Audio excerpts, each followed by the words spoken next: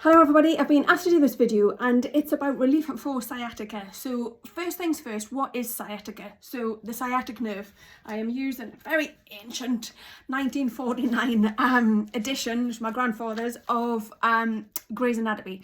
So this is the sciatic nerve, yeah, it pops out of the spine, comes all the way down, and just at the popliteal crease, which is right behind our knee, it kind of branches off into the perineal and the tibial nerve. So you can get symptoms of sciatica all the way from the back down into the butt cheek, all the way down the leg, and even right the way into the calf muscle as well. It's important to think about the structure of the sciatic nerve as well. So everybody thinks that nerves are little thin spindly things, but actually at its thickest point, which is kind of midway down the thigh, it is as wide as your finger. Yeah, so it's about 2 centimeters in diameter, so it's quite a chunky structure really. And if it gets irritated either at source or further down, either with muscular tension, sometimes the piriformis can irritate it as well, which is a chunky muscle right in the butt cheek, then we can get some really awful symptoms, and those symptoms could be sharp shooting pain, dull nagging pain, feeling like the leg's giving way.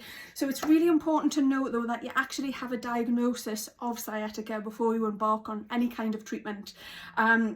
Before you do anything like this, you need to make sure that it isn't something different. So please do see a professional, a healthcare professional ideally, before you start changing anything and mixing things up and trying to treat something unless you actually know what it is.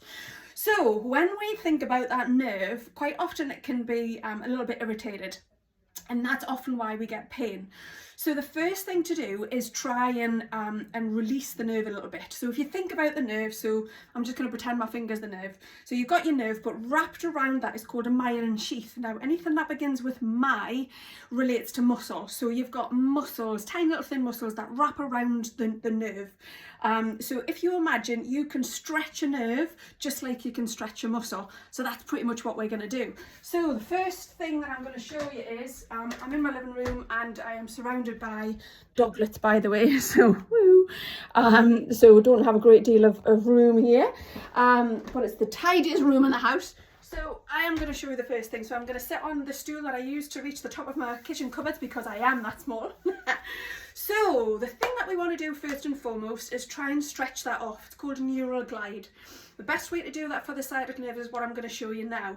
Now, when we think about doing anything, one, I want you to do it mindfully. So unless your mind is on board and your brain is on board, your body isn't necessarily going to make any real solid change. It's called neuroplasticity, and we really need to be thinking about the things that we're doing so that the brain understands what changes we're trying to make in the body. The other thing that I would suggest is that you do something called bilateral training. So you do both sides, and you would always start with the unaffected side first. This is something that was developed in stroke physio years ago, but it's applicable to everybody. So if we do an exercise on the side of the body that has no pain, then we are like normalizing that movement. When we do it on the side of the body that does have a little bit of pain, it can get a bit, oh, what's this? And it will naturally, your brain will naturally try and make it like the other side, the unaffected side. So do the unaffected side first, or the lesser of the painful sides if you've got pain on both sides, although you shouldn't with sciatica, I have to say, but you might. So if you have, you really need to get seen to, most definitely, by the way. So we have to be thinking about how we're doing it. We need to set up our environment. So are we just trying to stretch out whilst we're having a chat with somebody else, or stroking the dog or listening to music? It's not ideal. You're not really going to make any real solid changes. Neuroplasticity. The brain is plastic. We want to make some solid changes, and we want to change the way that our brain receives pain signals, basically. So we are going to do some neural stretches. So how we would do that is we would sit up nice and tall and straight. We would be wondering where we are feeling our pain. So we might sit like this and it might actually feel okay. As we start to lift our leg up a little bit, we might start to feel some pain. As we take the foot out, we might start to feel pain even more.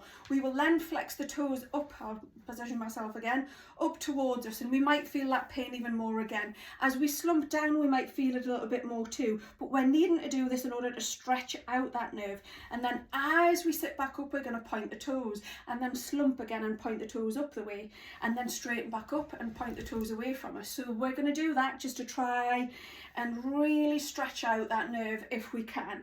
If all of that feels a little bit too much, then we can literally just take the leg out and take it back.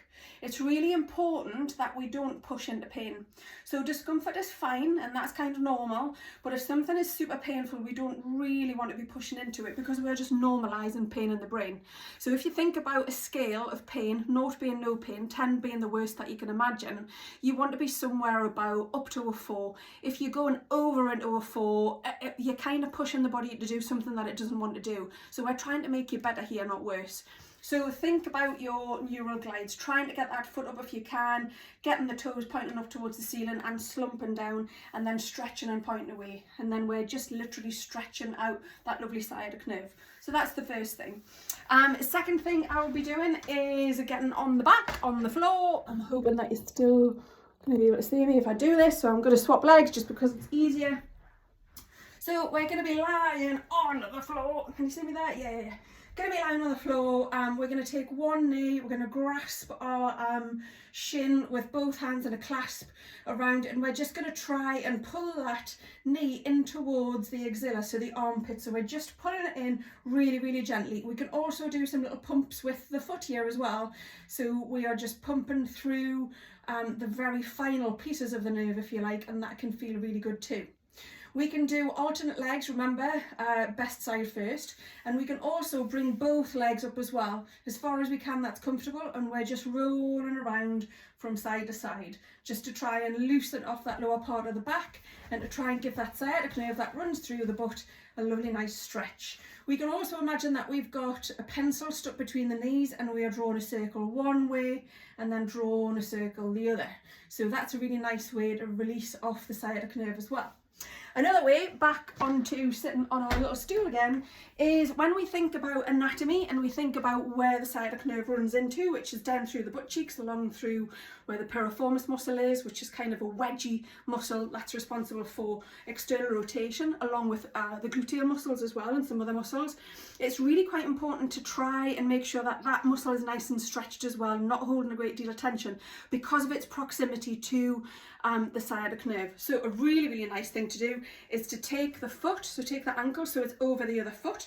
Now we have to think about the spread of the muscles in the glutes, and they kind of spread that way. So you've got glute med, glute max and glute min, and they all kind of spread out like this over the butt cheek.